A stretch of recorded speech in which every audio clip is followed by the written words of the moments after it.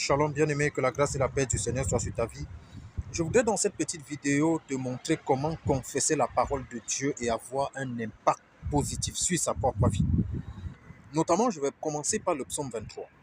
Je sais que beaucoup de personnes parmi vous confessent le psaume 23 matin, midi, soir.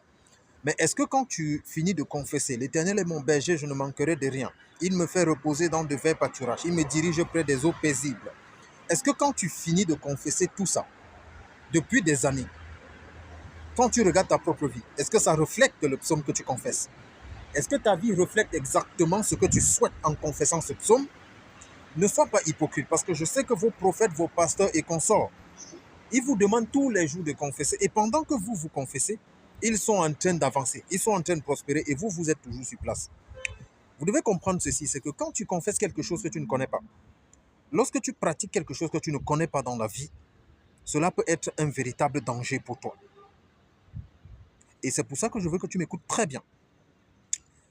Vous devez sortir des confessions et tout ce dont vous pratiquez tous les jours pour vous attacher au Seigneur Jésus-Christ.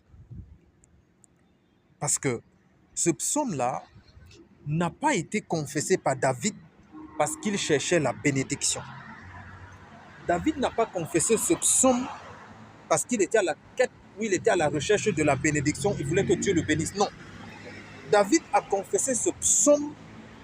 C'était en réalité un témoignage à sa propre vie.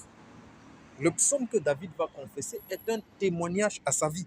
Maintenant, toi qui te lèves, qui confesse ce psaume parce que tu cherches une bénédiction, tu ne seras pas dans l'esprit de la parole du Seigneur. David le dit parce qu'il a vécu.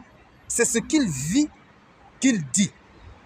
Mais toi, tu ne peux pas confesser alors que ta vie est dans le noir, mais c'est toi qui confesses le psaume 23 parce que ton pasteur te dit de confesser. On ne confesse pas la parole de Dieu parce qu'il faut la confesser, mais on confesse ce qu'on comprend. Et si tu fais cela comme ça, c'est là où tu auras un impact positif sur ta vie. Parce que la parole de Dieu est une bénédiction pour notre propre vie.